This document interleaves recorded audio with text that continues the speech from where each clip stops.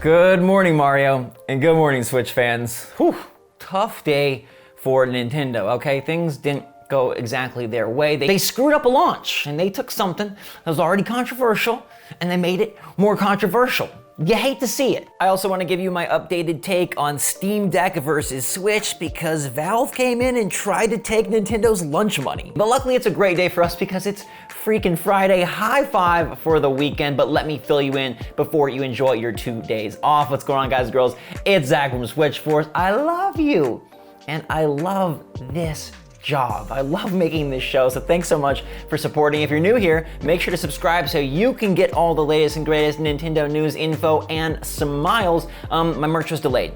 It wouldn't be video game related merch if it didn't see a delay, so it should be ready to go next week. We got a super sick color block hoodie, we got the tie-dye t-shirt, and the legendary mug that a lot of you asked for, so stay tuned for that. But in the meantime, hit that like button, let me know your opinion on what Nintendo has done in the last 24 hours in the comments down below. Let's start off with something really good for them. Okay, this morning the June NPDs released. Those are the numbers that catalog how well things have been selling, and surprise, Switch is crushing it. All right, Nintendo Switch is the best-selling system for the entire year thus far in terms of dollars and in terms of units, but for June, they were only the best-selling system in terms of units. Now I say only like it's a bad thing. Nintendo has to be super pleased with this. They haven't had a big kahuna release in a while, and yet they're still dominating, although Xbox came through strong, having their best June ever. They were the leaders in terms of dollar sales, and basically that's because an Xbox Series X cost a lot more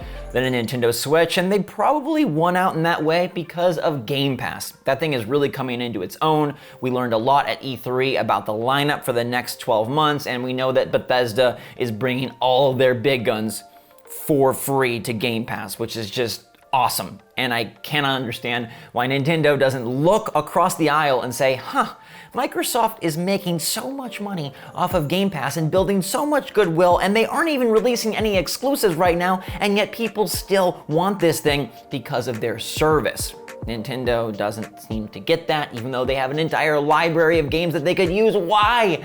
Mr. Furukawa, please deliver something on the Nintendo Switch Online front later this year. I am crossing my fingers. Mario Golf crossed its fingers that it would be a good release for Nintendo, and it was. It came in at number 3 overall for the month. All right, let's talk Steam Deck for a hot minute, all right? This is the real Switch Pro, right? It is a portable player that packs a punch. This is what we wished Nintendo would have done, focusing on the internals. I love thinking about how Valve must have felt seeing all the Switch Pro rumors turn out to be wrong, and they're like, we've got the actual Switch Pro, except it's a Steam Pro, but Nintendo didn't do it, so we took their lunch and did it ourselves. And I've seen a lot of mixed reactions. Some people think the Steam Deck is really niche and only gonna appeal to the hardcore, and then some people think, oh my gosh, the Steam Deck is going to be the Switch killer because it can play your entire Steam library. That's so many games. It also is an open platform, so like the Epic Game Store could work on your Steam Deck, and Microsoft games go on Steam, and Sony games go on Steam, and so before you know it, this thing is gonna play everything except Mario, and it's got a super fast SSD, and despite the buttons looking like they are melting off the edges, IGN says, hey, it feels pretty good to hold.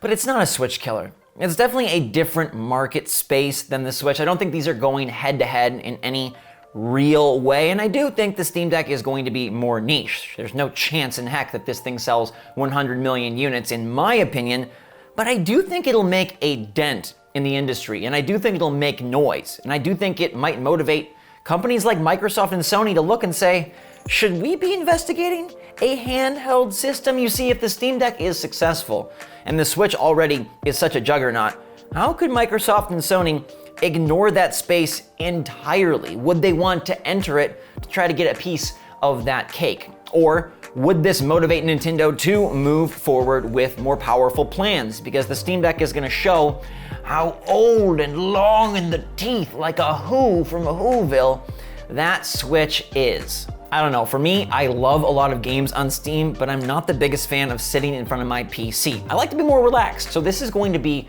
perfect for me. I am praying that I can get a reservation. I am ready with a countdown clock, and I'll let you guys know how it is. We'll be reviewing it on the channel later this year, and I wish Nintendo had gone more in this direction, but hey, they didn't. So let me know in the comments down below if you're as impressed by Steam Deck as I am, and if you plan to get one. Well, you can't pre-order a Switch Pro, but you could pre-order a Switch OLED. How many of you did that? I did that, and I was lucky enough to get a white Switch OLED. GameStop worked wonderfully for me. It was actually pretty darn easy, but the thing did sell out quickly. And make sure to let me know in the comments if your experience was great and easy, or if it sucked. Did you refresh and refresh? Did the site seem like it had it in your cart and then it said no, stealing it right back? Let me know. The neon one popped up a lot more often and was a bit easier to acquire, but this thing still sold out. Despite the modest improvements, scalpers and fans went wild, and we're already seeing those scalpers reap the rewards. Although it's not as bad as I thought. Maybe it gets worse around the holiday season, but currently you can grab a white Switch OLED on eBay for $460. Now that is a $110 markup, but considering how like the PS5 had double the price markup, when people were paying $1,000 for a PS5, this seems a lot less crazy. Now, one thing that will determine if these prices go up or go down or stay the same is how much of a supply there is. If we roll into October 8th and Nintendo's like, we don't got much stock, you can't get them on store shelves, I expect this eBay price to hike and hike and hike. I could see it going for closer to $600-700 if that is to be the case. But if Nintendo is able to push more out into the marketplace, then hey, those prices should go down. But the sad reality is no matter what the system is, whether the upgrade is substantial or small, scalpers go bananas. That's just what happens, and it sucks. But what was really weird about all of this is that one of the largest retailers didn't do it.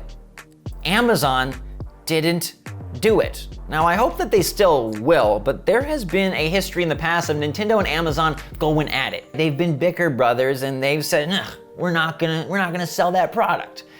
Is that the case here? Are Nintendo and Amazon fighting once again? Come on, Mom and Dad, don't do it to us. Well, I don't think they are, because the Switch OLED did go up on other regions' Amazon sites. It just hasn't popped on the US one yet. That's where I wanted to pre-order.